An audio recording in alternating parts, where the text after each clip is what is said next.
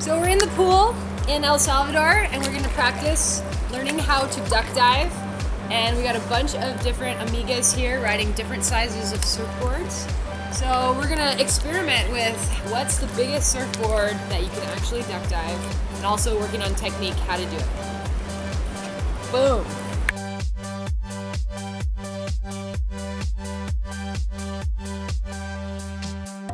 So the key to a good duck dive, number one, you need to have some speed. That's gonna make it easier.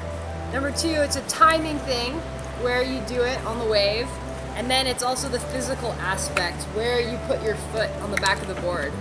And all of those things are gonna change a little bit based on the size of your surfboard. I have this little tiny, really cute 5'4", and it duck dives really, really easily. So you wanna get up some speed. You want to have your hands just kind of like right at your shoulder. The first step is to push down. And I like to keep my knee on the board to kind of hold the board, like help it push down. Like you push down with your hands and then you're keeping it underneath you with your knee. And then once you get down to the depth, then you push through with whatever reaches. Like I use these little tiny boards, so a lot of time I'm pushing with my shin right here. And then if I want to go really deep, then I'll put my foot on there. But a lot of times if I'm being lazy and it's not really that big a wave, I just push with my shin. But if I had a longer board and my foot reached the edge of the board, then I would always push with my foot. And then another thing that we've seen girls do that doesn't really work that well is they think they got to get the foot all up. So they go for their duck dive and they like spread the leg out, and then the board goes all like that. So to those girls, I tell them to keep your knees in the middle of the board and then get your foot on from there. So now that you got your body right, let's talk about timing. What you want to do is get some speed up and start your duck dive soon enough that you can get underwater before the wave hits you. You want to get underneath the whitewash so that it can go over you and then you come up on the other side.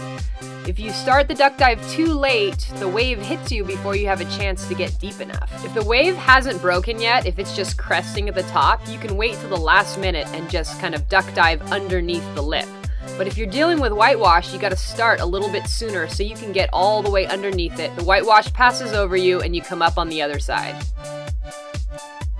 Here are a few examples of some amigas giving it a try, and we can talk about what's going wrong. Here's an amiga that's pushing down nicely with her hands, but she's not following through with her leg. So the board doesn't scoop through the wave very nicely. If you have a really good push down, but there's no follow through, then the board just goes out that way.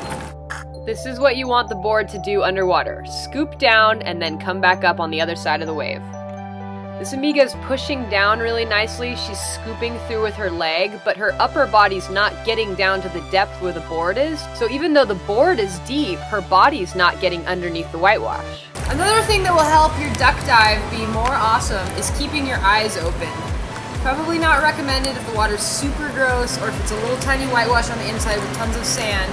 But if you're outside and there's a big wave coming, keeping your eyes open will help you because the whitewash is not uniform. It's not like a complete wall of darkness. There's like patches of more turbulent water and then there's patches of more airy water. And you can actually move yourself into the lighter patches and avoid some of the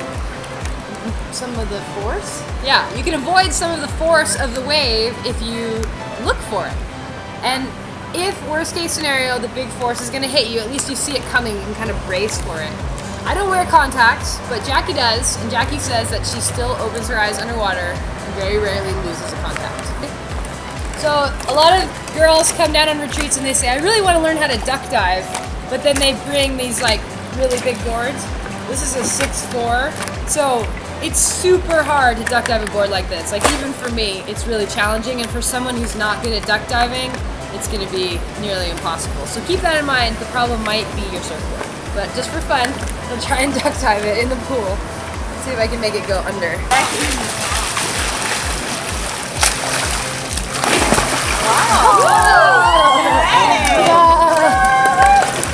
So what makes it more difficult? Is it that the width? It's just more buoyant. The length or the width? It's the volume of the board. Like a little tiny board that barely floats, you can duck dive super easy. But a big floaty board just by definition doesn't go underwater very well. Right. So one thing you can do if you do have a big board and you really want to try to duck dive it, to get it underneath, you can scoop. Yeah. Because it's hard, if you have a big board on the water, if you push this down, it doesn't go because it's got all this volume on the water. So you're displacing all this water to make it go under, which is hard. But if you tilt it, then it'll go under much easier.